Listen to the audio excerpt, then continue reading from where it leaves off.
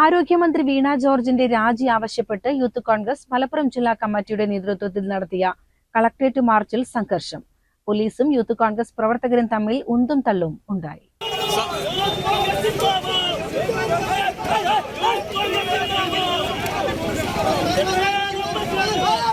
DCC ഓഫീസിൽ നിന്ന് ആരംഭിച്ച മാർച്ച് കളക്ടറേറ്റിന് മുന്നിൽ പോലീസ് തടഞ്ഞു. ഇത് സംഘർഷത്തിൽ കലാശിച്ചു. പോലീസ് ലാത്തി വീശുകയും ചെയ്തു.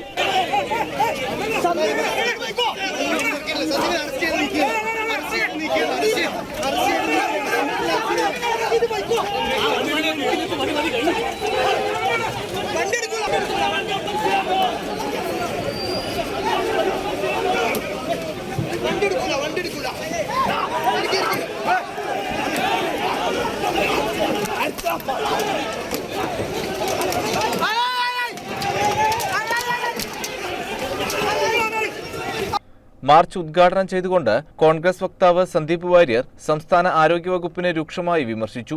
പക്ഷേ ഒരു കാര്യം നിസ്സംശയം പറയാം, യൂത്ത് കോൺഗ്രസിന്റെ മലപ്പുറം ജില്ലാ കമ്മിറ്റി ഇന്ന് ഈ സമരം സിവിൽ സ്റ്റേഷന് മുൻപിലേക്ക് എത്തിയിട്ടുണ്ടെങ്കിൽ ഈ സമരം നിങ്ങളുടെ ഏതെങ്കിലും ഔദാര്യം കിട്ടുമെന്ന് പ്രതീക്ഷിച്ചുകൊണ്ട് വന്നിട്ടുള്ള സമരമല്ല. ഏതറ്റം വരെയും പോകാൻ തയ്യാറായിട്ടുള്ള യൂത്ത് കോൺഗ്രസിന്റെ പ്രവർത്തകരാണ് ഇവിടെ വന്നിട്ടുള്ളത്. ഏതറ്റം വരെയും പോകാൻ തയ്യാറാണ്. ഇവിടെ ഡിവൈഎഫ്ഐയുടെ നേതാക്കളുടെ ഭീഷണി കണ്ടു. മന്ത്രിമാരെ വഴിതടഞ്ഞാൽ, മന്ത്രിമാർക്കെതിരെ സമരം ചെയ്താൽ കൈകാര്യം ചെയ്ത് കളയും. മന്ത്രിമാർക്കെതിരെ സമരം ചെയ്താൽ കൈകാര്യം ചെയ്യുമെന്നാണ് ഡിവൈഎഫ്ഐക്കാരൻ പറയുന്നത്. എന്നാൽ ആ ഡിവൈഎഫ്ഐക്കാരൻ മലപ്പുറത്ത് ചുണയുള്ള ഒരു ഡിവൈഎഫ്ഐക്കാരനുണ്ടെങ്കിൽ യൂത്ത് കോൺഗ്രസിന്റെയും UDF-ന്റെയും ഒക്കെ പ്രവർത്തകരെ ഒന്ന് കൈകാര്യം ചെയ്യാൻ പാടില്ല.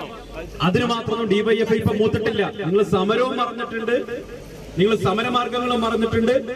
നിങ്ങളിപ്പോ ഈ സർക്കാരിന്റെ ഭാഗമായി നിന്ന് കിട്ടുന്ന ആനുകൂല്യങ്ങളൊക്കെ ഭുജിച്ചുകൊണ്ട് ജീവിക്കുന്ന കുറെ നേതാക്കന്മാരുടെ ഭരണവിലാസം സംഘടനയായി ഡിവൈഎഫ്ഐ ഒക്കെ എന്നോ അധപ്പതിച്ചു കഴിഞ്ഞു. നിങ്ങൾ സമരം മറന്നവരാണ്. ഞങ്ങൾ ഈ നാട്ടിലെ ജനങ്ങൾക്ക് വേണ്ടിയിട്ടാണ് ഈ പ്രക്ഷോഭം ഏറ്റെടുത്തത്.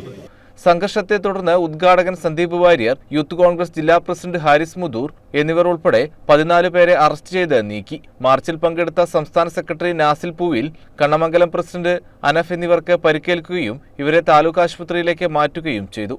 CCN മലപ്പുറം.